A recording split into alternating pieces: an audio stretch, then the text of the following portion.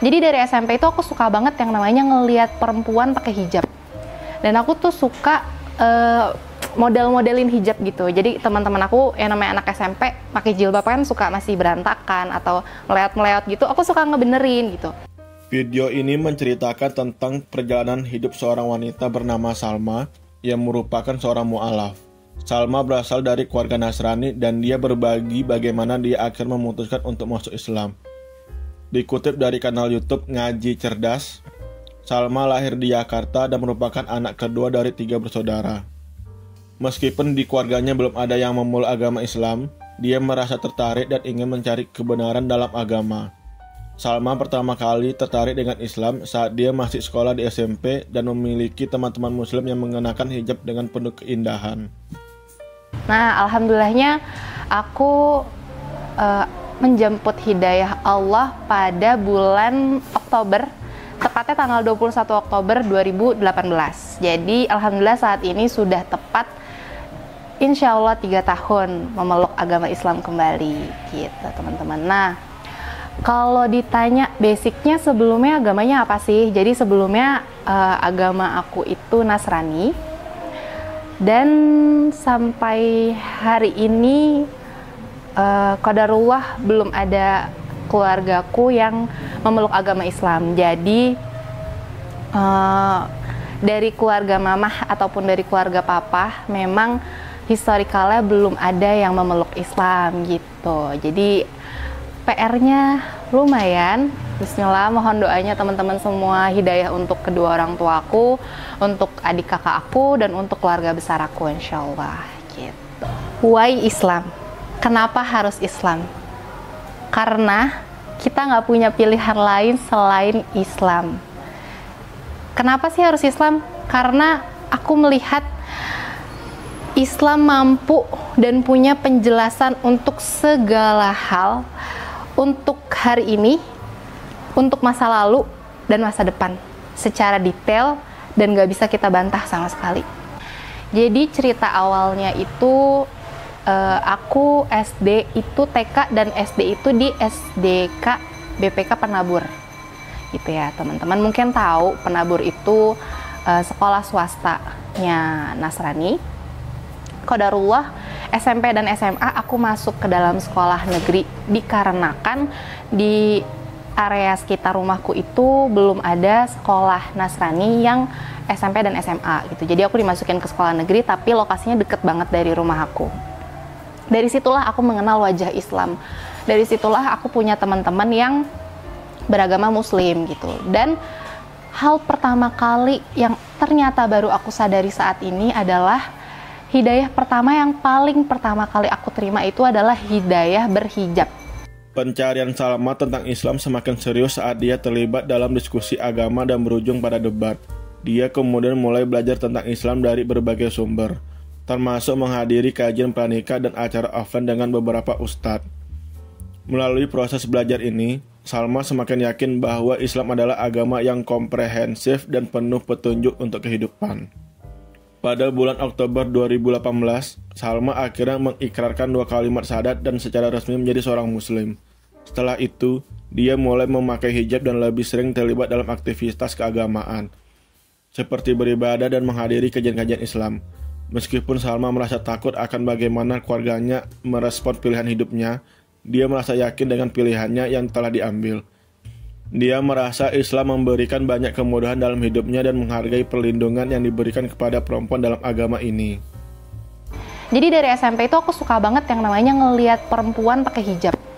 Dan aku tuh suka model-modelin hijab gitu. Jadi teman-teman aku yang namanya anak SMP pakai jilbab kan suka masih berantakan atau meleot-meleot gitu. Aku suka ngebenerin gitu. Dan lucunya lagi, jadi karena aku non muslim, aku nggak pakai kerudung, jadi aku pakai seragamnya lengan pendek. Kalau hari Jumat kita ada seragam baju muslim namanya, dan itu wajib kita gunain, jadi lengan panjang. Nah kalau hari Jumat itu aku suka minjem kerudungnya teman aku. Jadi teman aku perempuan yang muslim, aku pinjem jilbabnya, dia yang nggak pakai jilbab seharian gitu. Jadi sekolah tuh memang dari SMP aku udah senang pakai jilbab. Entah kenapa ya, itu ya qadarullah, itu hidayah pertama yang aku baru menyadari itu saat ini setelah berislam gitu. Terus berjalannya waktu, SMA, SMP, kerja. Nah, di dunia pekerjaan lah aku semakin mengenal yang namanya Islam. Sampai pada satu titik aku terlibat dalam diskusi tentang agama. Iming-imingnya diskusi, tapi berujung debat seperti biasa. Ya, seperti mayoritas orang lah, ketika membicarakan agama, kita meyakini apa yang kita yakini, dan lawan bicara kita juga meyakini apa yang kita yakini. Jadi kita debat. Dari situ, dari hasil perdebatan itulah aku mencari tahu Islam. Aku mencari tahu tentang sejarah Islam, aku mencari tahu tentang Nabi Muhammad ini siapa sih gitu. Karena jadi kita ada kayak matching-matchingan Nabi. Nabi Musa di kamu ada di aku ada, Nabi Daud ada. Oh, kalau Nabi Sulaiman nggak ada. Kalau di aku Salomo, bukan Sulaiman gitu. Dirunut sampai berhenti di Nabi Isa versus Yesus. Nah, disitulah akhirnya mulai perdebatan ringan. Dan setelah Nabi Isa atau Yesus itu melanjut ke Nabi Muhammad, yang dimana kondisinya aku tidak mengenal sama sekali sosok Nabi Muhammad ini gitu. Jadi dari situlah aku mencari tahu tentang Nabi Muhammad, aku mencari tahu tentang kisah para sahabat yang membersamai perjuangan Nabi Muhammad.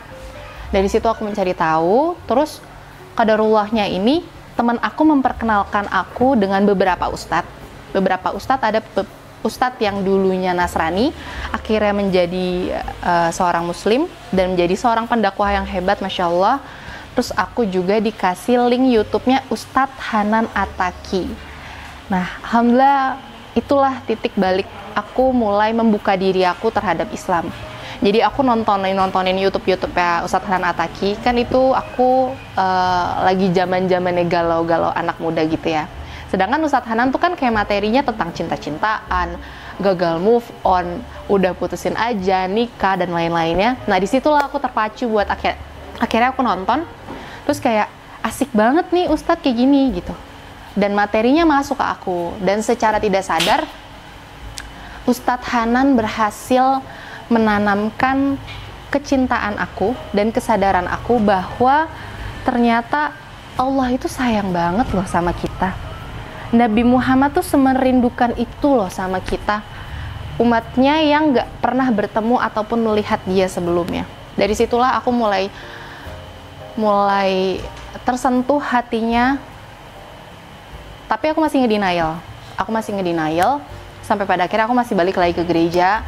Aku mencari kebenaran lagi sampai ada di titik dimana oke, aku deal-dealan sama diri aku. Aku mengimani bahwa aku memiliki pencipta. Aku mengimani bahwa dunia ini ada yang menciptakan. Tapi siapa penciptanya, itu terserah. Karena aku bingung gitu. Abu-abu. Aku masuk ke gereja, hati akunya nggak ada. Tapi di Islam, aku juga masih ragu gitu. Sering berjalannya waktu, aku belajar. Aku belajar huruf hijaiyah. Aku belajar Iqra 1 sendiri. Terus aku nonton YouTube kajian-kajian, tapi aku ngerasa kurang puas gitu.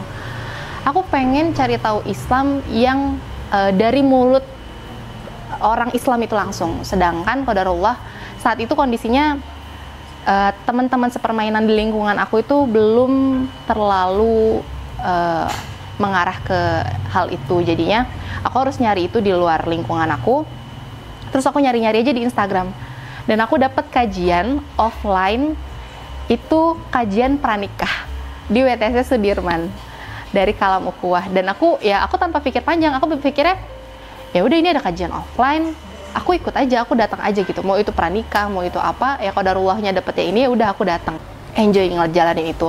Nah, dari sejak hari itu aku bertekad dan berniat aku mau berhijab. Jadi aku berhijab itu udah dari bulan Mei 2018. Sedangkan aku baru berani bersyahadat itu di Oktober 2018. Jadi kondisinya saat itu aku udah mengimani Islam. Aku udah meyakini Islam, tapi aku takut banget buat syahadat karena aku mikirin mau papaku gimana. Aku ngejalanin itu beberapa bulan sampai pada akhirnya aku ikut kajian pranikah lagi di Sudirman itu. Aku lupa sesi keberapanya. Dan bintang tamunya itu Ratu Anandita. Qadarullah ya, hidayah ada di mana-mana, beneran. Tiba-tiba Kak Ratu Anandita bilang sama aku, Kak Ratu Anandita bilang dalam kajian itu, kita nggak pernah tahu kapan kita akan meninggal, kita lagi ngapain, dan kondisi kita tuh lagi seperti apa. Pas ngedenger kayak gitu, kayak aku kayak disambar geledek, aku langsung gemeteran, aku nangis. Sedangkan kalau kamu bersyahadat, semua amal soleh kamu, semua lelah kamu dalam belajar dihitung pahala, dan dosa-dosa kamu di masa lalu dihapuskan semuanya. Wah, gimana nggak tergiur coba ngedengar perkataan kayak gitu? Aku langsung, sekeren itu gitu. Sekeren itukah, sebesar itukah powernya sebuah syahadat di dalam mata Islam? Terus dari situlah akhirnya aku menekatkan diri. Aku pulang kerja di jalanan, aku ngobrol sama diri aku sendiri. Aku bilang, oke, bismillah, aku mau syahadat. Terus pas aku nyampe rumah, aku buka Instagram. Allahualam bisawab. Itu aku buka Instagram, tiba-tiba di beranda muncul flyer undangan kajian Ustadz Hanan Attaqi di Bekasi offline. Masya Allah, itu aku langsung merinding, aku nangis, aku sujud, aku nangis, aku bilang makasih sama Allah. Karena ternyata Allah tahu aku tuh pengen syahadat. Allah tahu aku bingung mau syahadat sama siapa, dan Allah tahu aku bakal seneng banget kalau aku bisa syahadat sama Ustadz yang selama ini aku dengerin lewat YouTube. Terus alhamdulillahnya, singkat cerita aku syahadat sama Ustadz Hanan Attaqi di Bekasi waktu itu. Pada saat syahadat pun aku udah bertekad dalam diri aku akan nyembunyiin keislaman ini entah sampai kapan. Mungkin setahun, 2 tahun, 3 tahun, atau mungkin nanti di saat aku mau menikah dengan seorang laki-laki muslim, baru aku mengakui bahwa aku sudah muslim. Rencananya gitu. Qadarullah, cuman butuh 3 minggu Allah kasih aku keberanian untuk ngomong sama orang tua aku, untuk jujur bahwa aku sudah muslim.